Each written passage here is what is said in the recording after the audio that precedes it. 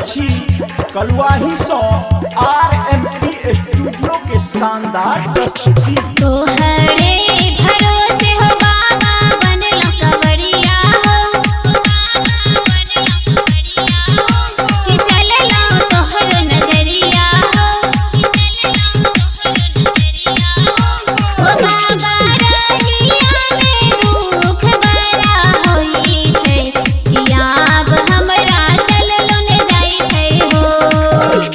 तोहरे भरोसे हो बाबा बनलो कवरिया हो, कि चललो तोहरो नगरिया हो, बाबा रहिया में दुख बड़ा होई छै, याब हमरा चललो ने जाई छै हो।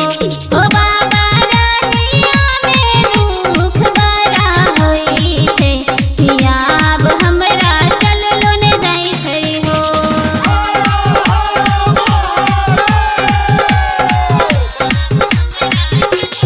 Music by DJ Umesh, Shukipur Bazaar।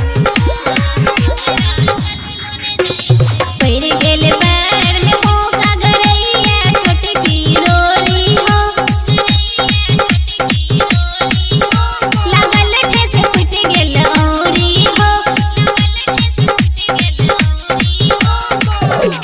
पैर गेल पैर में होगा गरैया छोटकी रोरी हो, लागल ठेस फुट गेल औरी हो, बाबा खून बहैया बहुते दुखाइया, याब हमरा चललो ने जाइया हो।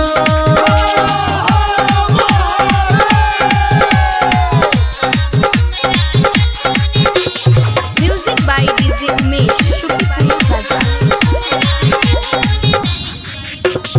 कखनो बरखा भिगावे कखनो रौद जरावे हो, बाबा लहरिया तरबा हो,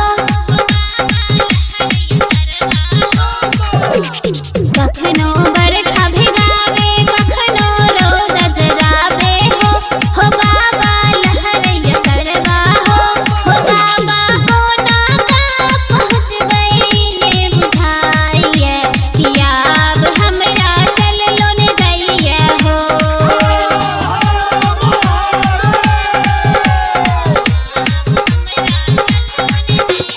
Music by DJ Umesh, Shukipur Bazaar।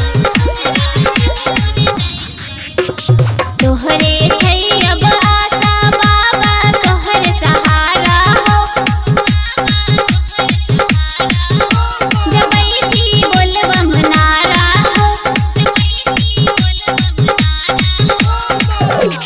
तोहरे छै अब आशा बाबा तोहर सहारा हो, जबै छी बोलबम नारा हो, बाबा पार लगावा माला गेल बचवाई, के याब हमरा चललो ने जाइया हो। तोहरे भरोसे हो बाबा बनलो कवरिया हो, कि चललो तोहरो नगरिया हो, बाबा रहिया में दुख बड़ा होई छै, याब हमरा चललो ने जाई छै हो। बाबा रहिया में दुख बड़ा होई छै, याब हमरा चललो ने जाई छै हो। RMP स्टूडियो के लाल बटन दबाकर सब्सक्राइब करी, संग ही बेल आइकन के दबानाई नहीं बिसरी, ताकि अपने सबक समक्ष नव प्रस्तुति अभित रहे।